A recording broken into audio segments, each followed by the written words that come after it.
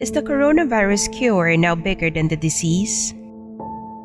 The former chief of neuroradiology at Stanford University argued on May 12 against a large-scale economic shutdown. Dr. Scott Atlas credited the U.S. shutdown with causing destruction and death.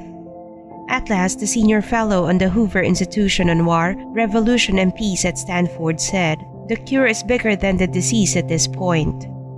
He instead called for a targeted policy against the spread of the novel coronavirus and appealed for authorities to think about the cost of a total isolation policy, which is destructive and killing people.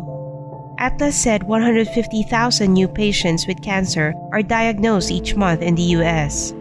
Because of the shutdown, many of them are unable to get diagnosed, and half of patients on chemotherapy are unable to get their routine cancer treatment.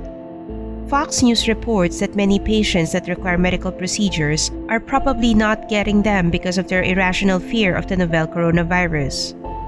Atlas said, "For people who care about every life, what about the United Nations projection saying that the economic lockdown itself will throw an extra 125 million people into starvation? We're not talking about poverty like the US knows. We're talking about less than $5.50 per day living."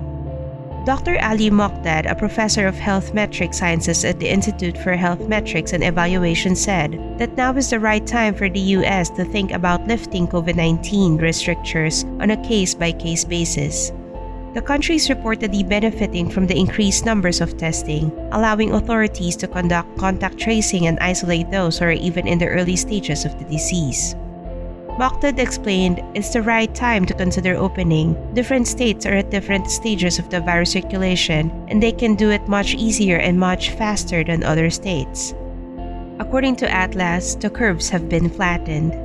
He did, however, criticize why it took 7 weeks after the lockdown of New York on March 20th to finally realize that the older vulnerable people need strict protection, with testing entrances into nursing homes, for instance. In April, CNBC reported that the volume of heart attack patients fell by around 50% in March at Providence's 51 hospitals in the U.S., while emergency room visits dropped by around 50% in New York City Health hospital locations.